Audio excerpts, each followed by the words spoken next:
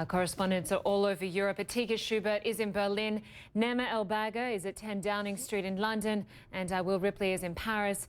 I'll start with you, Atika. We've heard different time frames in terms of how soon Britain could leave the EU. If it is up to the European Union members who met today, they say the sooner the better.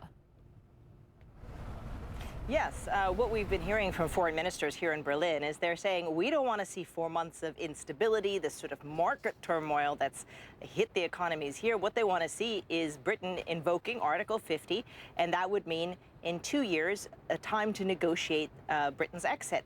That's not likely to happen, though. The UK has not invoked Article 50, and it won't do it until there is a new Prime Minister in place, which won't be until October.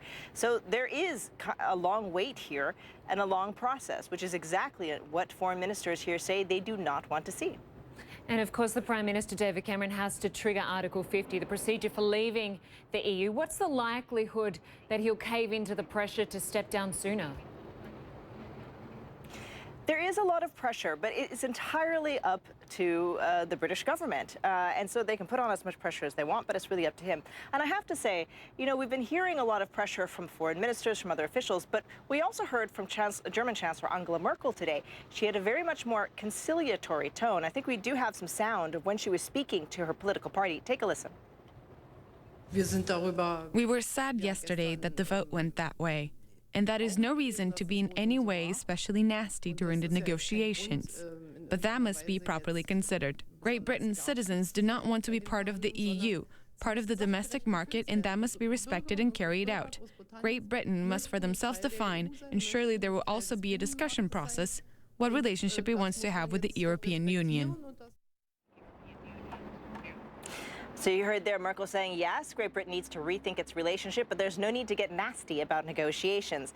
At the same time, however, she said this can't go on indefinitely. But what she's trying to do is tone down the rhetoric a little bit, try and calm things down and say, look, it's happened. Now we just need to find a calm and rational way out of it. OK, stand by for us, Atika. I want to go to Nima. Nima, looking at the political fallout, it's not just the end of David Cameron's reign, but also there are many questions about the future of opposition leader Jeremy Corbyn. Absolutely. Jeremy Corbyn was in a pretty untenable position here, faced with the realities on the ground that essentially his constituency, a constituency that he personally feels very strongly to, the white working class, rural and urban Brits in the rest of the country outside of cosmopolitan Britain, they voted pretty en masse for this, and he knew that. He himself was a very reluctant participant in the European initiative.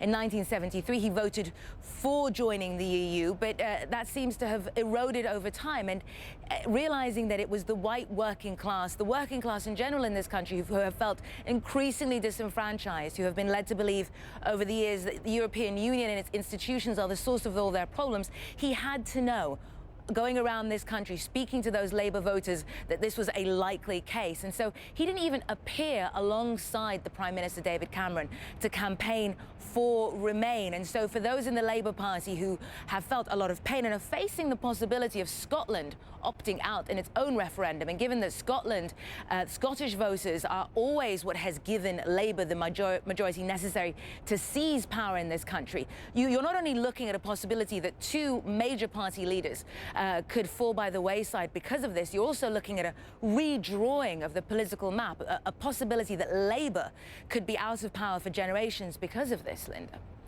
And Nima, there is also a petition that I mentioned earlier. There's been more than 1 million people that have signed this petition calling for a second referendum.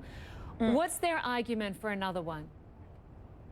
Well, the reality is that referendums are only binding in law in this country if they have bigger margins. So 60% needed to have voted for leave. Of course, we only saw 52%.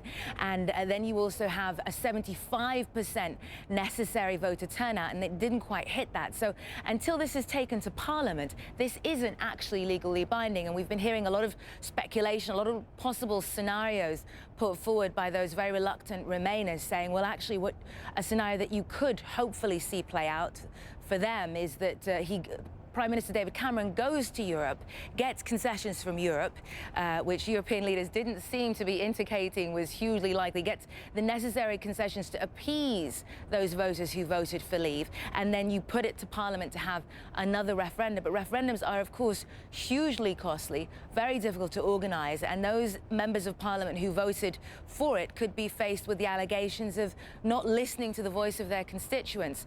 Just to really pick up on a point Atika made as well about Article 50. Article 50 was drafted to be as difficult to invoke as possible. So there is a likelihood that we're going to see these debates, see this optimism growing amongst those signatories to that petition for quite a while now, because if the Prime Minister, the incumbent Prime Minister that steps in October is the person who's going to trigger Article 50, he then has to wade through all the complexities of Article 50. So even though European leaders are saying we want this as quickly and as cleanly as possible, they might not get their wish, Linda.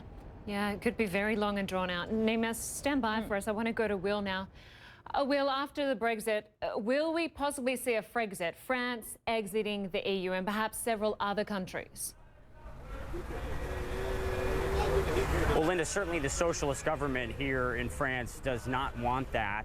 But the Populist Party, the National Front Party, led by Marine Le Pen, has been calling for a French referendum, a Frexit, if you will, within hours of the British vote. At 2 o'clock this afternoon, so a little over 2 hours ago, over at the Élysée, the French equivalent of the White House, France's President François Hollande began meetings with all of the different political parties here in France. These are closed-door meetings, presumably to discuss Brexit, and of course the call from some politicians in this country for a similar referendum here in France, which is something that his government certainly does not want. Part of the reason why they are expressing, along with other European leaders, this sense of urgency to move forward with Britain's divorce from the EU is they don't want to prolong the uncertainty, and they also don't want to give the perception to people here in France, who more than 60% of them have an unfavorable view of the European Union, that Britain might be getting some sort of a good deal out of this. They want their people to know that this is not a good thing, they believe, for their country or others who may be considering leaving. Because keep in mind, there have also been calls for referendums in Sweden and the Netherlands, Linda. Okay, Will Ripley, we'll have to leave it there for now. Will Ripley for us in Paris, Atika Shubert in Berlin, and Nima Elbagir in London. Thank you very much.